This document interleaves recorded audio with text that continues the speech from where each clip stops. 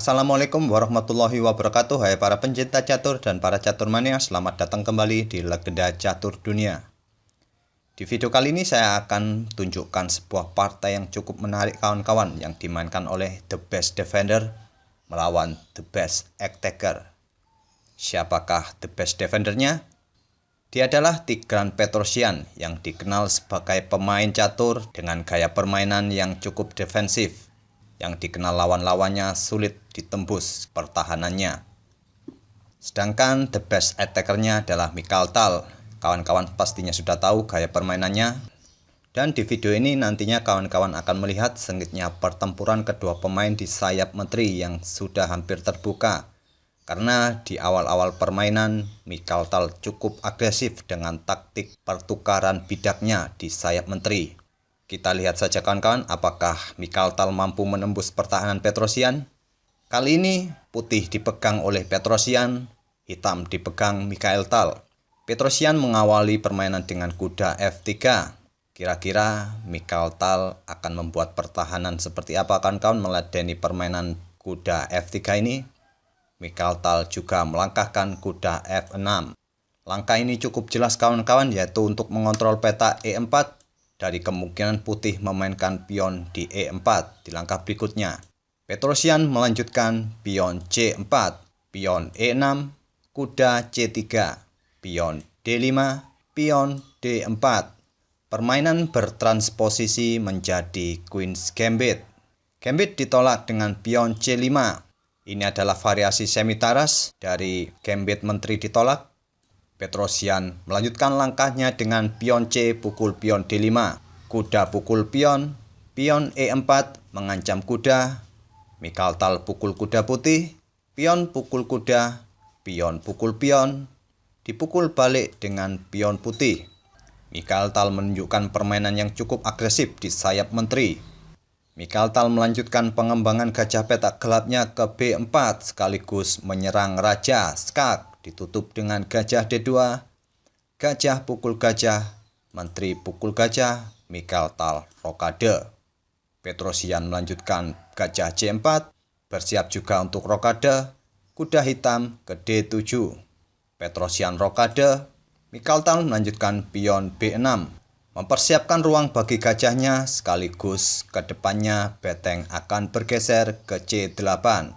Pion A4 balas Petrosyan, gajah ke B7 mengincar pion E4, beteng ke E1 melindungi pion, beteng ke C8 mengancam gajah, gajah ke D3. Sampai langkah ke-15 ini permainan masih berpusat di sayap menteri. Akankah permainan akan bergeser ke sayap raja?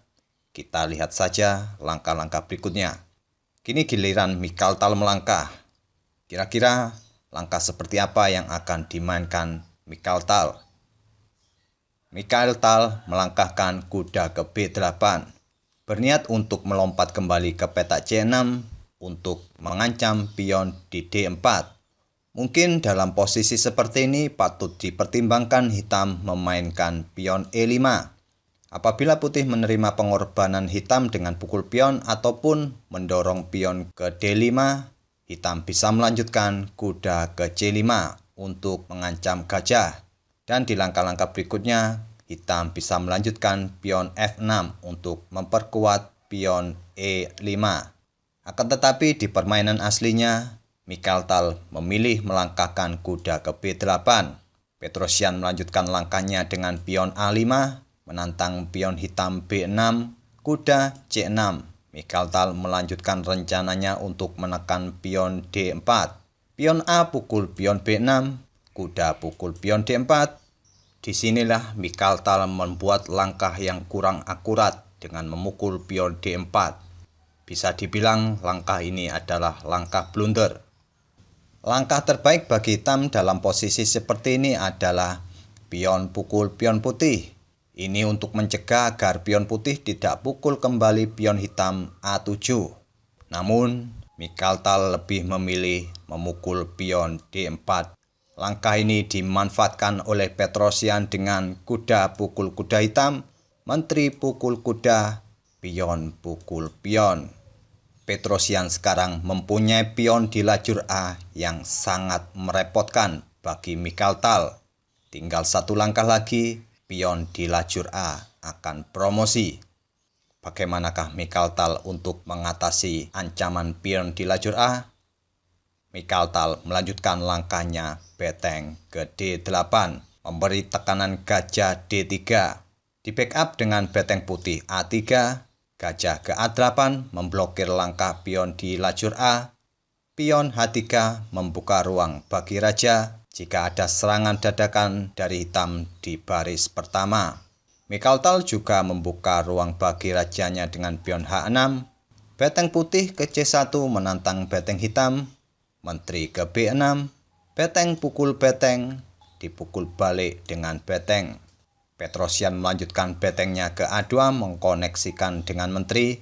Beteng hitam ke C8 mengancam pion.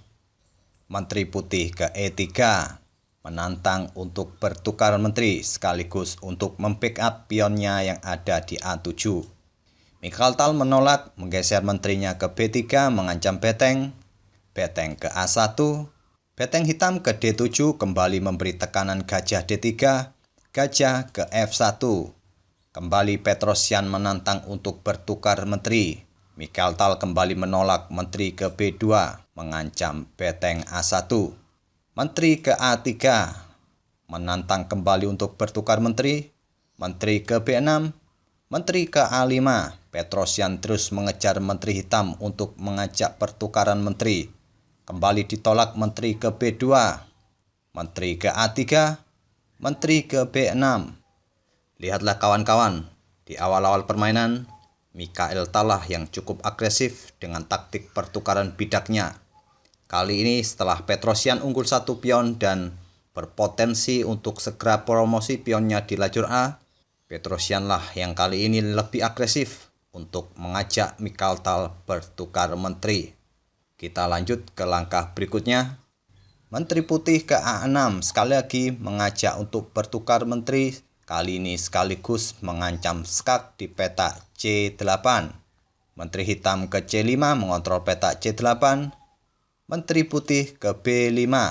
Kali ini ajakannya sekaligus mengancam beteng D7. Menteri hitam ke D4 menolak ajakan pertukaran menteri sekaligus mengincar pion E4. Menteri putih ke A4. Menteri hitam ke D6. Beteng putih ke B1 bersiap ke peta B8 di langkah berikutnya dihadang beteng hitam D8. Menteri putih ke A5 memberi tekanan beteng hitam B8. Raja ke H7. Jika di posisi seperti ini, putih melanjutkan dengan gajah pukul pion E4. Menteri putih akan pukul beteng D8 skak. Setelah menteri pukul menteri, beteng putih akan ke B8. Dipastikan putih akan menang jika variasi ini yang dipilih. Akan tetapi, Michael Tal dengan cerdiknya memindahkan rajanya ke H7. Petrosian melanjutkan pion E5 mengancam menteri. Menteri ke D4, beteng ke B8 mengajak bertukar beteng sekaligus mengancam gajah. Beteng ke D5 berbalik mengancam menteri putih. Dan menteri putih pun bergeser ke A3. Menghindari ancaman beteng hitam, sekaligus di langkah ini, Michael Tal menyerah dari Petrosian. Michael Tal tidak mampu lagi meladeni permainan Petrosian di sayap menteri, karena Petrosian mempunyai pion yang cukup potensial di lajur A. Dan kenapa Michael Tal di posisi ini menyerah kawan-kawan? Coba kita lihat kemungkinan langkah-langkah yang akan terjadi apabila permainan tetap dilanjutkan. Yaitu kemungkinan hitam akan melangkahkan gajah ke C6, menghindari ancaman dari beteng putih. Putih akan melanjutkan menterinya ke A6, mengancam gajah. Jika di backup dengan beteng di C5, beteng putih akan ke C8, memberi tekanan kembali gajah hitam. Seumpama gajah menghindar ke E4, beteng pukul beteng, menteri pukul beteng, pion ke A8 promosi menteri, gajah pukul menteri, menteri pukul gajah. Sampai di sini pun langkah-langkah tidak perlu lagi dilanjutkan kawan-kawan. Michael Tal tak akan mampu meladeni permainan dari Petrosian. yang unggul dengan 1 perwira. Itulah kawan-kawan permainan dari dua pemain terbaik asal Uni Soviet saat itu, antara Petrosyan dengan gaya bertahannya, sedangkan Mikhail Tal dengan gaya ofensifnya. Semoga permainan kali ini menginspirasi kawan-kawan. Terima kasih telah menyaksikan video ini. Sampai bertemu di video-video berikutnya. Wassalamualaikum warahmatullahi wabarakatuh.